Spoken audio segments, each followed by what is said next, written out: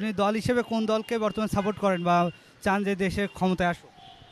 আমি দল হিসাবে একদম স্পষ্ট হিসেবে এখন পর্যন্ত কোনো দলকে সাপোর্ট করি না বা করতেছি না। আমার কাছে অ্যাকচুয়ালি আওয়ামী লীগ, বিএনপি, জামাত কেউ শত্রু না, আবার কেউ বন্ধুও না।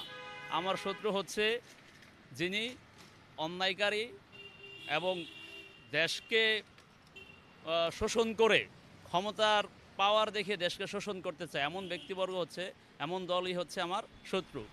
আওয়ামী লীগ আওয়ামী লীগ যদি ভালো কাজ করতো অবশ্যই আওয়ামী লীগকে আমি ভালোবাসতাম, পছন্দ করতাম। ওরা অ্যাকচুয়ালি মূলত ওদের উদ্দেশ্য হচ্ছে ক্ষমতা। ওরা চায় হচ্ছে যারা অন্ধ সাপোর্ট করে কোনো দলকে, যে আমি এই দলকে অন্ধ সাপোর্ট করি, এই দলের যাই করুক আমি সব মেনে নেব। ওদের মূল উদ্দেশ্য হচ্ছে ক্ষমতা এবং অন্যায়ভাবে দেশ থেকে সাধারণ মানুষকে শোষণ করে অর্থ অর্থ করে উপার্জন করা বা কোনো সুবিধা নেওয়া। আপনি যে দলকেই দেখবেন যারা অন্ধভাবে, যেমন বিএনপি বলেন, জামাত বলেন, আওয়ামী লীগ বলেন, যারা তাদেরকে অন্ধভাবে বিশ্বাস করে, তারা মূলত চায় হচ্ছে ক্ষমতা এবং শোষণ করে অর্থ উপার্জন করা। এমন আওয়ামী লীগেরই কিছু লোক আছে যারা আওয়ামী লীগ ছাড়া আর কিচ্ছু বোঝে না। তারা আওয়ামী লীগ যাই করবে, আওয়ামী লীগ ভালো, শেখ হাসিনা যা করবে সে তাই ভালো। তার মানে কি, তার বিবেক বুদ্ধি সব লোপ লোপ পেয়ে গেছে। তার মূল উদ্দেশ্য হচ্ছে ক্ষমতা এবং ইনকাম।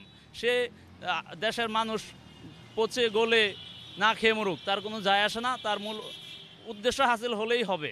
আবার যারা বিএনপি করে তারাও ঠিক এরকম, যারা অন্ধভাবে বিএনপিকে বিশ্বাস করে, জামাতকে যারা অন্ধভাবে বিশ্বাস করে, তারা ঠিক ওই রকমই।